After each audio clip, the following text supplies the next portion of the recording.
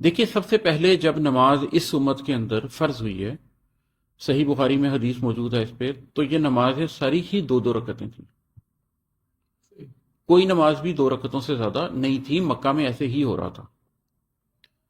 اس کے بعد جب مدینہ آئے ہیں اور جب امن کی حالت میسر ہوئی ہے، کیونکہ اس سے پہلے تو خوف کی حالت ہی تھی، مسلسل ہی خوف کی حالت تھی. اب آپ کہتے ہیں خوف میں نماز کیا ہوگی؟ تو کیا یہ گیا کہ خوف کی نماز کو وہی رکھ دیا گیا جو حقیقی نماز تھی، دو رکعتیں، لیکن جو امن کی نماز ہے اس کی رکعتوں میں اضافہ ہوا. اس کے بعد فجر میں دو فرائض آ گئے، ظہر میں چار فرض آ گئے، عصر میں چار فرض آ گئے، مغرب میں تین فرض آ گئے، اور عشاء کے اندر بھی چار فرض آ گئے.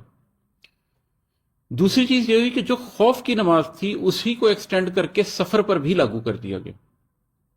اس لیے اب جس کو آپ سفر کی نماز بولتے ہیں وہ خوف کی نماز یا سفر کی نماز. اس زمانے میں تو سفر ویسے بھی خوف آج کی طرح تھوڑی ہے کہ آپ جہاز پہ جا رہے ہیں، سفر ویسے بھی ایک خوف کی سچویشن ہی ہوتی تھی. تو بیسیکلی ہم سفر میں اپنی نماز چھوٹی نہیں کر رہے، سفر میں نماز کو ہم اس کی اوریجنل جگہ پر لے کر جا رہے ہیں. ٹھیک ہے. ہاں یہ ضرور ہے کہ مغرب کی تین رکھتے ہیں، وہ تین ہی رہتی ہیں سفر میں. ٹھیک ہے، وہ ہم نہیں کم کرتے. لیکن ایک تو اب اس بات کو سمجھنا کہ شروع میں یہ دو دو رکھتے تھیں، اب سفر کی حالت میں یا خوف کی حالت میں یہ دو دو رکھتے ہیں، مغرب میں تین ہی رہیں گی، اور باقی ٹائمنگ پہ دو چار چار تین اور چار ہو جاتی ہیں. یہ ہے اب آپ کی فرض نماز. فرض نماز اتنی ہی ہے. اس کے بعد نوافل آ جاتے ہیں. آپ تھوڑی دیر کے لیے سنت موقدہ، سنت غیر موقدہ کو چھوڑ دیجئے، اس لیے کہ نبی کریم صلی اللہ علیہ وسلم کے زمانے میں کوئی بھی شخص ان تراکیب سے واقف نہیں تھا. یا فرض نماز تھی یا نوافل تھا. اب ہوا کیا؟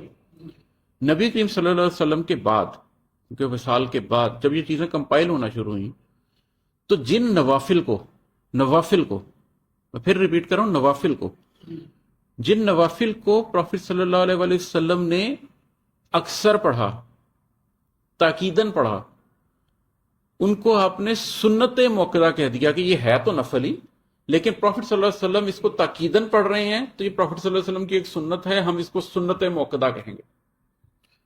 جن نوافل کو، اگین نوافل کو پروفٹ صلی اللہ علیہ وسلم نے تاکیداً نہیں پڑھا، کبھی پڑھا کبھی چھوڑ بھی دیا، ان کو آپ سنت غیر موقدہ بول دیں گے، یا آپ نے سنت غیر موقدہ کہہ دی. جو اس کے بھی بعد ہیں ان کو آپ نے نوافل بول دیا، لیکن اپنی اصل میں، اپنی حقیقت میں یا فرض ہیں یا نفل ہے، اس کے علاوہ کوئی نماز نہیں ہے.